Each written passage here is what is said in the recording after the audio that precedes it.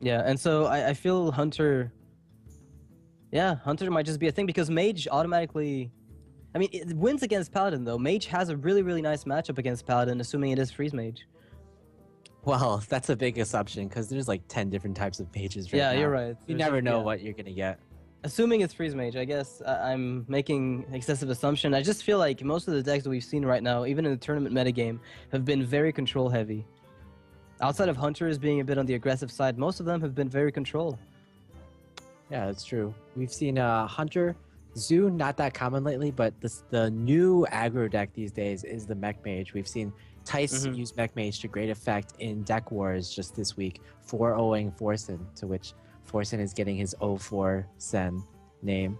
But yeah, Nimsh has been using this mech deck as well to a very good effect. I believe he got rank 4 NA with it, with the exact deck. All right, so I guess maybe then there's a possibility that Hosty is bringing an aggressive deck to the roster, but he's picked Hunter here against the Warrior. I mean the Paladin from Lifecoach. So there will be a chance for the Hunter to show just how strong it is. Maybe it's a good call that Lifecoach didn't ban it if he feels like his Paladin can handle it, and if any class can, I think Paladin would be it in a way.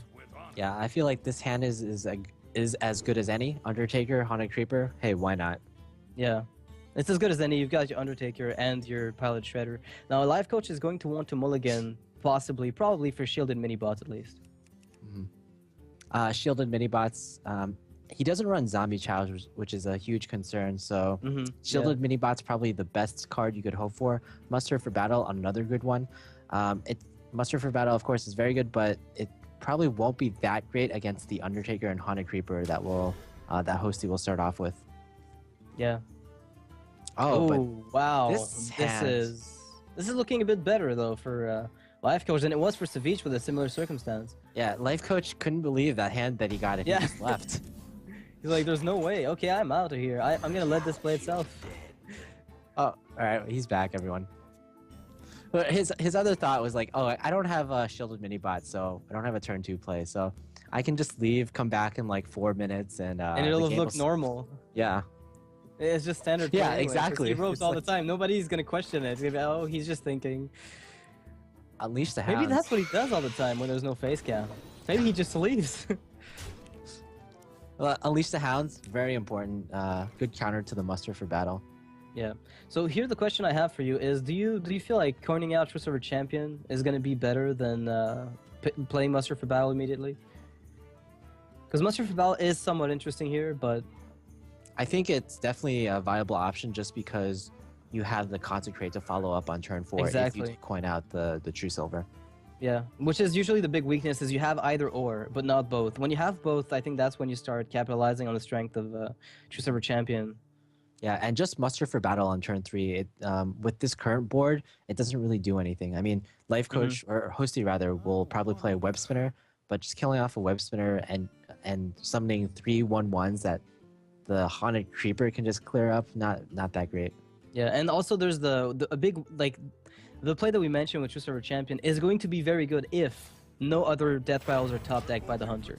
Because if he gets another Death Rattle minion, the Undertaker will get way out of range. And there you go. Wow, a 4/5 here. 4/5 Undertaker. Yeah, True Silver Champion, maybe not the play. Yeah, maybe not the play after all. It would have been, but in this specific circumstance, it's not appealing at all. I mean, this is just what Undertaker does. Grows to like us. Well, Lifecoach can at least take solace in the fact that if this Undertaker grows too much, it'll be in range of BGH. Does he? Does he even? I don't. Did he play BGH? I don't remember seeing it. Oh wow! Goodness. Equality. So do you play? You know what? There seems to be a semi-viable play with the Muster to ping off the Spider. Because you can set up nice consecrations as a follow-up. I mean, you're going to be taking at least about 12 damage by the time you can stabilize, but as a consequence, if this doesn't get cleared by Unleash the Hounds, you can then Quartermaster. I mean, this is so devastating. Do you just consecrate? Do you... I don't think you can consecrate this particular board because it only removes 2 power, and with consecrate, you probably want to get more value than that. So if Aldo Peacekeeper for tempo. maybe like you have to maybe even consider just equalitying this turn, set it up for the consecrate next turn. Yeah, you're telegraphing it, but I guess I mean, you might what just other have to. choice do you have? Yeah, muster to ping and then consecrate, but you're gonna take another 8 damage minimum on the following turn. And then Aldor Peacekeeper comes up. Aldor Peacekeeper is not too bad, but if there's no high main, if a high main comes out, sorry, then you're in a bit of a bad spot. We're gonna see the muster for battle. The Unleash the Okay. Hounds, though, going to be a really, really big deal. I think with this play, you're just forcing your opponent to trade. And unfortunately, he doesn't have to do it with his minions this turn. He can just do it with the Unleash the Hounds. Yeah, but the Aldo Peacekeeper can stall a bit of the damage output. Even if the minions get removed, for a little while it can be done. Worst case scenario, you then ping the Spider with Last Justice and consecrate Mad Scientist and the 2 Spider leftovers. Yep. Interesting that there's a Tundra Rhino. That's like not a bad card. Yeah, I from mean- Web Spinner, I think it's one of the better ones, because if it doesn't get removed and you curve into high main, I mean, it can come down on the field, and then Hosty can draw a turn 6 high main. Charging high main is always a pretty big threat. yeah. The biggest threat, actually. I remember when it was used in some Hunter mid-range decks, standalone, they would just play one Tundra Rhino. Okay, Unleash the Hounds will come off. Pretty good play. Yeah. If he didn't use that, he would either be forced to use all his minions to trade into the Hounds, or he'd have to face a potential Quartermaster. Yeah, and that means he surrenders a lot of the damage output that he could have just had this turn straight up, and opens himself up for even more consecration value. So I don't think it's worth. I think the play they made here with Unleash was definitely the right one. And unfortunately for Lifecoach, I mean, is your only play something along the lines of ping Spider consecration? Again, no good plays. It But if didn't you work do, out. you then have the equality consecration on the following turn. That's a good point. Yeah, with the coin being kept allows him to get, back-to-back hard removal. And then Aldo Yep. Peacekeeper for any high mains, and I mean, that's probably a very good play, but at the same time, if you do that play, you're gonna get hit by Undertaker at least one more Again. time. Yeah, Yeah. and then the Tundra Rhino might come down, or the more likely the Pilot Shredder will come down, buff the Undertaker to a 5/6. but then you equality consec. That's when you start. That's where your turn 6 wipe comes into play. And then, you have Aldor. well, and then what happens is Millhouse Mana Storm comes out of the Piloted Shredder. Yeah, and then you die. It seems to me that like Piloted Shredder defies the laws of physics sometimes. Like, how could a 4/4 fit inside a 4/3? Maybe the Pilot Shredder is just a lousy, piece of engineering. So it's just got very little health. Oh, goodness. Oh, goody.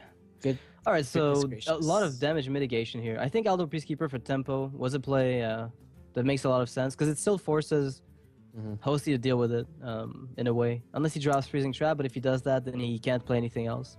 I like that Eldor Peacekeeper play a lot, actually. Next turn, he can clear the spiders and just equality consecrate in order to basically clear the board. And then even trigger the trap with the Aldor, assuming that guy stays alive. So yes. All right. So turn 5, Tundra Rhino, turn 6, Shredder, Freezing Trap, turn 7, Dr. Boom, or do you just play Paladin now? I like the Protect Piloted. against board wipes. Okay. Yeah, I like this a bit better. More death rattles on the board. That's always good. Okay, he's gonna play even more around equality consecrate. Nope. I don't know that Straight it to does, face. though. Yeah, I think it plays less around it, because you're getting less damage in. So your play to win is a little weaker. Yeah, I mean, you're Hunter. Why not go to face, right? Rule number 1. So right now, there's a really good, ping the Spider, trade with the Shredder with your 3/3, then equality consec, and now you've got a completely clear board from which to operate. Yeah, definitely. But then a you don't good have play. any more. You don't have any more Aldors to deal with high mains if they do Yeah. come out. You can kind of stabilize, but at the same time, you don't have any heals, at least for the moment, and you don't have very much to deal with future threats. Yeah, exactly. That's kind of what I'm afraid of as follow-ups. Okay, so if a Doomsayer comes out, though, that's going to allow him to keep his equality. Yeah. Do you Hosty. even... Yeah, you still have to. Never mind. Yeah. Doomsayer is something that I'm sure Lifecoach will be considering. Hosty made the mistake of not considering that. He probably had like a 1 in 52 chance of winning that game. I mean, if a Doomsayer came out in that game, that probably is a win for Hosty, right? It might have been, yes. Yeah, definitely. So do you even bother with equality consec when you could just consec and wipe most of those guys out?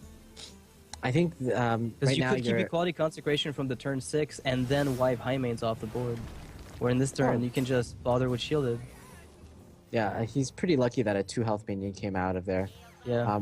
Unfortunately now, the Undertaker is going to be putting in 2 more damage, but I think Lifecoach is thinking that the 2 damage probably won't matter. Yeah, and in this case, I mean, the freezing trap is going to deny the shielded mini bot value. Oh, the snake trap. So he has to at least try to trigger both traps at once. The first trap that was played was snake trap from Mad Scientist, if I recall. So the snake trap will trigger first, and then equality consecration will come in.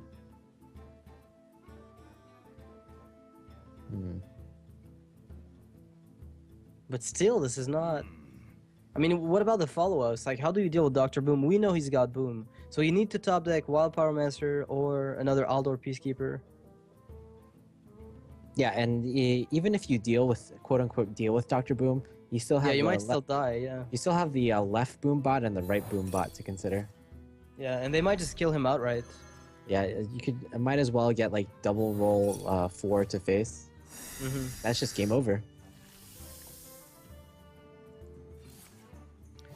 Alright, here comes the equality consecration play.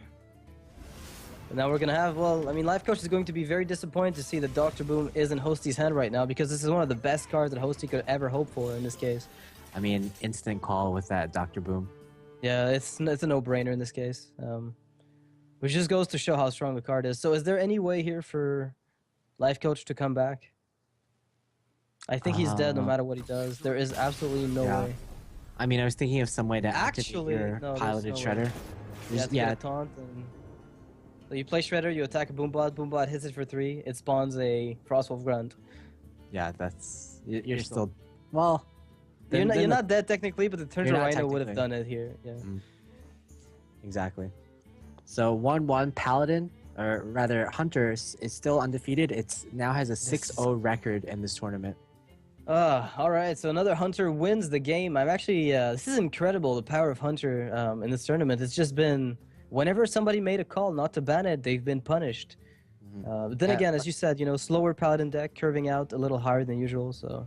Yeah, I don't know if you saw it, but Lifecoach, immediately after that game, he left his chair in disgust.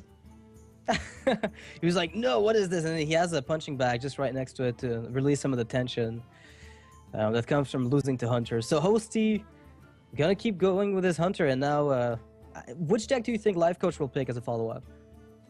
Okay, Lifecoach, let's see what he has left. He has he has Druid and Warlock. No, he has a Warlock Band, I believe, right? Oh no, he has Warlock Band. I thought his Hunter was banned. Oh no, that's right. Both of them kept the Hunter alive. You're right. Never mind. He does have Hunter and Druid left. Well, as the Hunter master himself, I would think that Lifecoach would be confident in a mirror. But then again, it is Hunter mirror, so it's kind of volatile. Yeah, pretty volatile, pretty random. But you know what? Like, he might run like Flare to counter other Hunters. He might run Kazam Mystic. I haven't seen Kazam Mystic in this tournament yet, which is somewhat of a surprise. But I think if players knew going to this tournament that there would be so many Hunters and so many Mages, I think Kazam Mystic would be definitely something to consider. It would have made an appearance. Yeah, it might have been. I mean, we might see it later today. There's still a lot of matches to be played. Hell, we've got round of 16, not even close to finish. So there might be some players who actually have it included in their lists, as some other players in other tournaments that I've seen have included it as a nice tech card. I feel it's a bit costly for what it does, but when it does work, it's going to win the game systematically. Yeah, because there were just so many Hunters in this tournament, and so many of them have been successful. I feel like this will actually determine the metagame of the next tournament, and I foresee a lot of Kazam Mystics in the next tournament. Yeah, and as a result, maybe counter Kazam Mystic just to steal back the stolen secret. Kazan Mystic Wars. That'll be Yeah. a sight to behold. But it's funny because they actually counter each other play by play, right? It's just you play one, I play one, and it's back to square one. Much in the same way that the faceless BGH plays used to be done, where I faceless